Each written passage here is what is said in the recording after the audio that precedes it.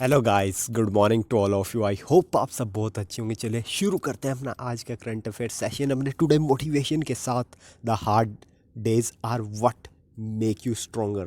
तो आपकी लाइफ में ना प्रॉब्लम्स आती होंगी, हार्ड डे आते होंगे, आप दुखी हो जाते होंगे, लेकिन ये एक बात याद रखिएगा, जो आपके डिफ़िकल्ट डेज है ना, आपके हार्ड डेज है, आज का जो स्ट्रगल फेस है, आपको वही स्ट्रॉन्ग बनाएगा। इजी डे तो सबकी लाइफ में चलते हैं, इजी डे से कुछ नहीं होता।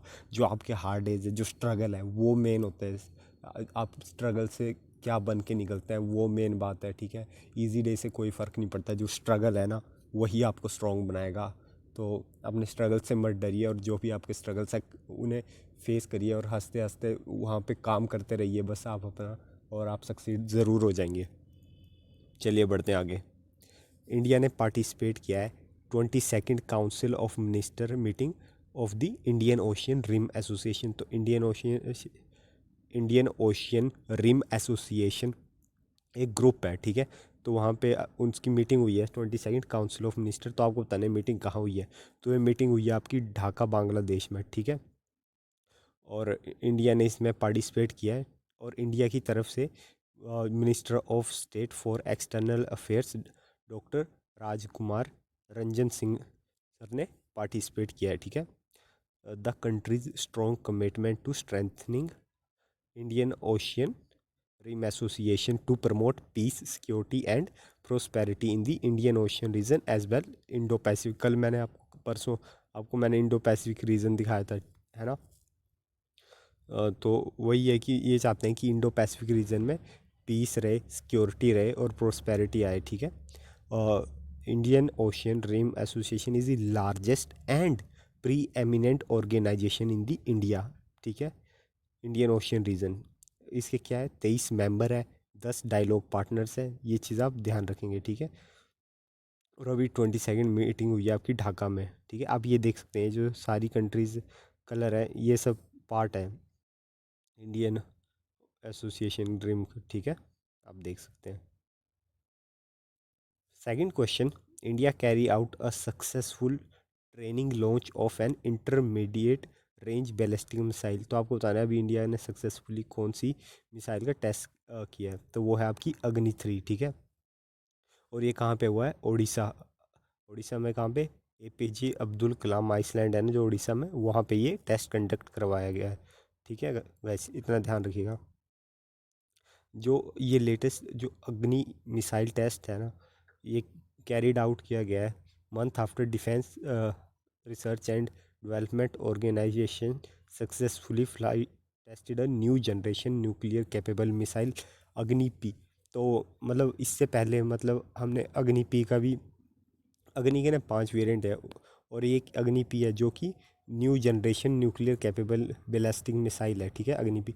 तो इसका भी टेस्ट कंडक्ट कराया गया था लास्ट मंथ, ठीक है। अग्नि-P न्यू जनरेशन की advance variant of Agni class missile है, ठीक है। और it is a canistered missile. Canistered missile होता है, जो आपने देखा होगा कि जब मिसाइल को रखने के लिए ना, मतलब एक आप ये लगा लीजिए कि कोई आप फूड आइटम या कुछ भी रख रहे हैं, तो आप उसे किसी बॉक्स में डाल के रखते हैं, वैसे ही लगा लीजिए एक कैनिस्टर मिसाइल होती है कि मिसाइल सेफ़ रहे। तो उसे एक तरह के कैनिस्टर्स होते हैं, ठीक है, राउंड्स के, ठीक है। तो उनके बीच में रखा जाता है मिसाइल को, ताकि मिसाइल सेफ रहे, ठीक है। Can hit target between 1000 to 2000 kilometre. The missile had followed textbook trajectory, meeting all mission objectives with a high level of accuracy. Agni missile series is the most advanced missile that Indian military possess. ठीक है। अग्नि 1 to 5 missiles are design and develop by, जितनी भी अग्नि 5 missiles है ना 1 से लेके 5 तक, वो सारी डीआरडीओ ने डेवलप करी है, ठीक है। अग्नि missile system is a series of short range missile. देखो अग्नि की ना दो दो आती है, ठीक है। एक शॉर्ट रेंज भी आती है और इंटरमीडिएट रेंज मिसाइल्स भी आती है, जिनकी कैपेबिलिटी है, जो अगर अग्नि 1 से लेके अगर 5 तक देखेंगे तो आपको कैपेबिलिटी दिखेगी 700 से लेके 5000 किलोमीटर तक की कैपेबिलिटी है अग्नि 5 मिसाइल्स की, ठीक है। तो ये बात आप ध्यान रखेंगे। और ये काफ़ी मतलब ज़रूरी है यार हमारे इंडिया डिफेंस के लिए, क्योंकि आपको पता है जब अगर पाकिस्तान चाइना जैसा थ्रेट है, तो वहाँ पे ऐसी मिसाइल्स हमें चाहिए ही चाहिए, है ना। आप ये देख सकते हैं। Next question, who become the Malaysia prime minister. तो आपको बताना है मलेशिया के प्राइम मिनिस्टर कौन बने हैं। तो इसका सही आंसर हो जाएगा अनवाल ब्राहिम, ठीक है। और आपको पता है कि ये लुइस डी सिल्वा जो बने थे, ये ब्राज़ील के बने अभी कुछ टाइम पहले ही। और शेर बहादुर तो मैंने कल पढ़ाया है, नेपाल के बने हैं, ठीक है। तो ये भी ध्यान रखेंगे, ठीक है। मलेशिया की कैपिटल क्या हो जाएगी? कालालमपुर इनकी कैपिटल है, ठीक है। और ये साउथ एशियन कंट्री है, तो इस बात का आप ध्यान रखेंगे, ठीक है। ये आप ये उनकी फ़ोटो देख सकते हैं, अनवर इब्राहिम, ठीक है। ये मलेशिया के प्राइम मिनिस्टर बन गए हैं। फोर्थ क्वेश्चन, कौन सी कंट्री ने बैन कर दिया passenger with a single name on their passport? Suppose आपका नाम, जैसे फॉर एग्जांपल के लिए ले रहा हूँ, आपका नाम है साहिल, ठीक है। आपका नाम सिर्फ साहिल है, मतलब आपके फर्स्ट नेम कुछ नहीं है या फिर, ठीक है, और लास्ट नेम भी कुछ नहीं है, ठीक है, सिर्फ साहिल है। तो आपको ना यूएई बैन कर देगी, आपको वहाँ पे परमिट नहीं किया जाएगा, कोई किसी भी टाइप का वीज़ा नहीं दिया जाएगा आपको।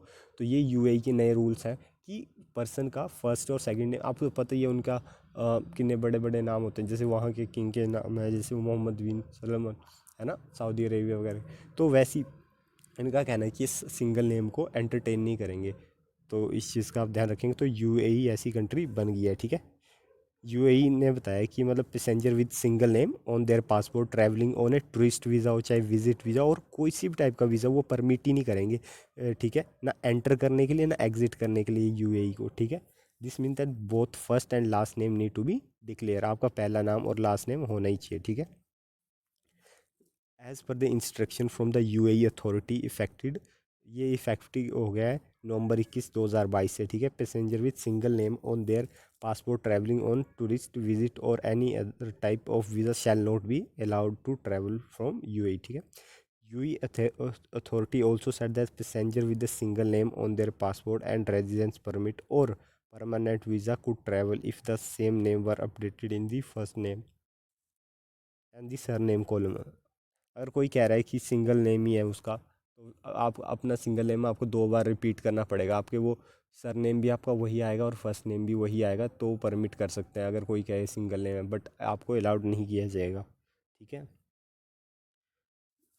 चलिए बढ़ते हैं आगे। Union minister of state for foundation of education doctor Subhash सरकार ने एड्रेस किया 33rd फाउंडेशन डे सेलिब्रेशन। तो आपको बताना है अभी 33rd फाउंडेशन डे किसका था? सीबीएसई का था, यूसोफ का, एनआईओएस का। तो एनआईओएस का था, ठीक है। एनआईओएस क्या है? National institute of open schooling, ठीक है।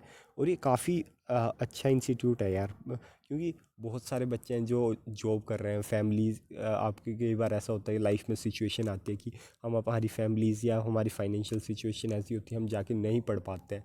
तो national institute of open schooling काफ़ी अच्छा एक वे है, अगर आप कोई भी अपनी डिग्री पूरी करना चाहते हैं या आपका कोई भी एम है, तो आप ओपन वहाँ से पढ़ सकते हैं, ठीक है। आपको सिर्फ एग्ज़ाम देने जाना होता है। नेक्स्ट क्वेश्चन, कौन सी मिनिस्ट्री ने रोल आउट किया कंट्री का फर्स्ट सुसाइड प्रिवेंशन पॉलिसी? तो ये मिनिस्ट्री है यूनियन हेल्थ मिनिस्ट्री, ठीक है। यूनियन हेल्थ मिनिस्ट्री ने ये लॉन्च किया है अभी फर्स्ट सुसाइड प्रिवेंशन पॉलिसी, ठीक है। और इनका एम है कि ये कम से कम सुसाइड मोर्टेलिटी कम से कम 10% कम कर पाए 2030 तक, इनका ये एम है, ठीक है। आप देख सकते हैं national first suicide prevention policy, ठीक है, ध्यान रखेंगे, यूनियन हेल्थ मिनिस्ट्री ने लॉन्च करी है।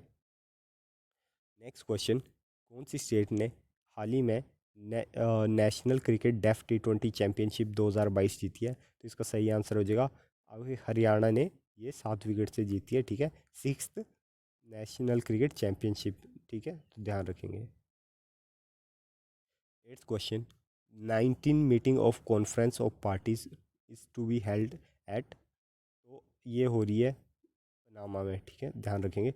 19th मीटिंग हो रही है of the conference of parties to the, इसलिए हो रही है convention on international trade in endangered species.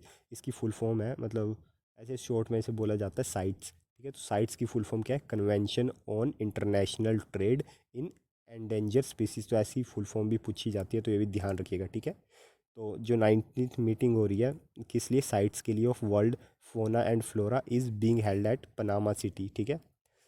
Eight COP19 India ने ना प्रपोजल दिया था कि इंट्रोड्यूस किया जाए फ्रेश वाटर टर्टल, ठीक है, बतगोर कछुआ and earn wide support of the party in COP19 of site. और इंडिया के इस प्रपोजल को सपोर्ट किया गया है वाइडली, ठीक है, और अप्रिशिएट भी किया गया है। साइट ने तारीफ भी की है कि इंडिया का जो काम है ना, मतलब इंडिया ने काफ़ी बेटर काम किया है टोरोटॉइज को कंजर्व करने के लिए, ठीक है। और आपको पता है कि टोरोटाइज की एज भी काफ़ी ज़्यादा होती है ना। And effort made in combating wildlife crime and illegal trade of turtle in the country. तो इंडिया ने काफ़ी अच्छा काम किया, तो साइट्स ने भी तारीफ़ करी है इंडिया की, ठीक है। इसके थोड़ा साइड के बारे में जान लेते हैं, इसके बैकग्राउंड के बारे में, ठीक है। CITES also known as the World Wildlife लाइफ कॉन्फ्रेंस, ठीक है। 184 parties to the CITES have the right to attend, है ना। जितनी इसकी 184 पार्टीज है साइट्स की, उनके पास क्या क्या राइट है, उनके राइट टू अटेंड है, to put forward proposal for the conference to consider and vote on all decision, ठीक है। तो ये कुछ राइट्स हैं, और इंडिया ने भी अपना ये टर्टल वाला मतलब अपना वो कॉन्फ्रेंस में प्रपोजल डाला था, ठीक है। अभी तक 52 proposal have been put forward so far, इस COP19 की बात हो रही है, that would affect the regulation on the international trade for shark, reptile, hippos, ठीक है, songbird, rhinos, 200 tree species, orchid, elephant, turtle and more, ठीक है। साइट एक इंटरनेशनल एग्रीमेंट है, ठीक है, to which states uh and regional economic integration organisation adhere voluntary. तो मतलब जो ये एग्रीमेंट है ना, इसे जो भी सिग्नेटरी स्टेट्स हैं, कोई रीजनल इकोनॉमिक ऑर्गेनाइजेशंस हैं, वो सब इसे वॉलेंट्री मानती हैं, ठीक है। साइट्स एक लीगली बाइंडिंग है, ठीक है, on the parties. In other word, they have to implement the convention, it does not take the place on national laws, ठीक है। Rather, it provide a framework to respected by each party, which has to adopt its own domestic legislation to ensure that sites is implemented है ना। और ये government, हमारी state government, मतलब state कहने का मतलब कि हमारी नेशन की गवर्नमेंट के ऊपर डिपेंड है कि हम इसे इम्प्लीमेंट करें, ठीक है। आप देख सकते हैं साइट COP19 पनामा में हो रही है, ठीक है। तो इतनी बात ध्यान रखेंगे। और इंडिया ने कौन सा प्रपोजल डाला है, तो टोरोटाइज के लिए, ठीक है, इतना बस ध्यान रखेंगे। Next question, joint header exercise समन्वय 2022 टू कमेंस एट। तो ये हो रही है आपकी एयरफोर्स स्टेशन आगरा में, ठीक है। इंडियन एयरफोर्स इज कंडक्टिंग, ये एयरफोर्स की annual joint humanitarian assistance and disaster relief exercise है समन्वय, ठीक है। हेडर की फुल फॉर्म क्या है, humanitarian assistance and disaster relief exercise समन्वय 2022, ठीक है। और ये आपकी होगी 28 नवंबर से 30 नवंबर एट कहाँ पे, एयरफोर्स स्टेशन आगरा में, ठीक है। और इसका एम है to assess the efficiency of institutional disaster management structure and contingency measures, ठीक है। Multi agency exercise involving static and flying display of various HADR asset and the table top exercise, ठीक है। Exercise will see participation by respective from the Asian country as well. तो जो Asian के countries के member हैं वो भी इसमें पार्टिसिपेट करेंगे, ठीक है गाइस। इतना आप ध्यान रखें कि हेडर एक्सरसाइज किससे रिलेटेड है, इसका वैसे पूरा नाम है हेडर एक्सरसाइज समन्वय। समन्वय रिलेटेड है आपकी इंडियन एयरफोर्स से, ध्यान रखिएगा, ठीक है। Samanvay 2022 will promote a synergic approach toward HADR by various national and regional stake holder involving in disaster management. Mainly ये डिजास्टर मैनेजमेंट के लिए प्रिपरेशन है, मतलब है ना। आपको पता है डिजास्टर कितने कॉमन है, आपने कुछ दिनों में देखा हो कितनी कंट्रीज़ में अर्थक्वेक आए हैं, ठीक है, और काफ़ी डिस्ट्रिक्शन कर दिया उन्होंने, ठीक है। तो इस चीज़ का ध्यान रखेंगे। आप ये देख सकते हैं, कल जो मैंने क्वेश्चन पूछा था कि आपको बताना है कि ये कौन सी आर्कियोलॉजिकल साइट्स है जो Purulia district of West Bengal में है। तो ये है, इसका नाम है तेलकुप्पी, ठीक है। आप पढ़ सकते हैं, तेलकुप्पी इसका नाम है, ठीक है।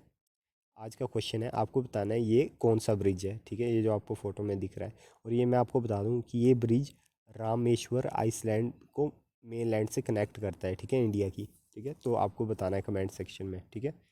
So guys, thanks for watching the video. मिलते हैं कल सुबह 6 बजे अपने करंट अफेयर सेशन में, तब तक